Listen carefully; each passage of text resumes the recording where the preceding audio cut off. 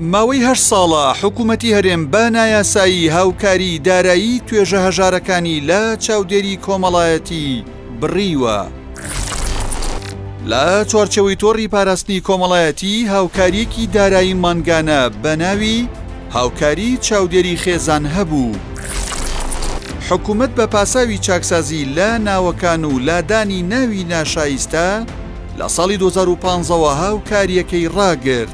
تا ئێستاش نە چاکسازیەکە کراوە و نا هاوکاریەکەش دەستی پێکردوتەوە. بڕی هاوکاریەکەش مانگانە تەنها 150,000 دینار بوو. ئەوانەی حکوومەت بە پاساوی چاکسازی هاوکاریەکەی بڕین کێ بوون؟ ئەوانەی لە هاوکاری دارایی چاودێری خێزان سوودمەند بوون لە ژنانی بێهاوسەر، ئەو ژنانەی لە هاوسەرەکانیان جیابوونەتەوە، ئەو ژنانەی هاوسەرەکانیان سزادراون یان بێسەر و شوێنن، منداڵانی بێسەرپەرشت، کچانی تەمەنداری بێکار، بەساڵاتچوانی هەژار، نەخۆشانی درێژخایەن وەک شەکرە و شێرپەنجە پێگات بوون. حکوومەتی هەرێم لە ساڵی 2015ەوە بە ناوی چاکسازی هاوکاری دارایی چاودێری خێزانی ڕاگرت کە بڕەپارەیەکی زۆر کەم بوو، کەچی درێژەی بە گەندەڵی نەوت و خاڵە سنووریەکان و موچەی بندیواردا. ئێستا و ئەو کاتیش حکوومەتی هەرێم هیچ پاساوێکی دارایی و یاسایی بۆ ڕاگرتنی موچەی هەژارەکان نەبووە.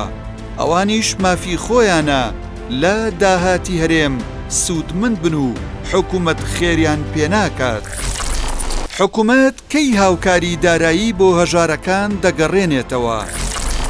حکوومەتی هەرێم هیچ وادەیەکی بۆ گێڕانەوەی هاوکاری دارایی هەژارەکان دیاری نەکردووە و لە ستەمکردن لەو توێژانە بەردەوامە. ئەمە لە کاتێکدایە بودجەی عێراق پەسەند کراوە و پشکی هەرێمی کوردستان بەشی توێژە هەژارەکانیش دەکات. جگە لە حکوومەتی هەرێم لە هەموو وڵاتانی جیهان هاوکاری چاودێری کۆمەڵایەتی بۆ توێژە هەژارەکان هەیە و خزمەت دەکرێن. جگە لە بڕینی هاوکاری کۆمەڵایەتی خێزانە هەژارەکان، حکوومەتی هەرێم لە ساڵی 2012ەوە تۆمارکردنی کەم ئەندامانی نوێشی ڕاگرتووە. ژمارەی ئەو هاوڵاتیانەی 11 ساڵە چاوەڕێی ئەو مافە سەرەتاییە دەکەن نزیکەی 35,000 هاوڵاتین کە زۆرینەیان منداڵن لە منداڵانی ئۆتیزم، ئیفلیجی دەماغ، نابینا و نابیست و داون. ڕاگرتنی تۆمارکردنی کەمەندامی نوێ پێچەوانەی یاسایە.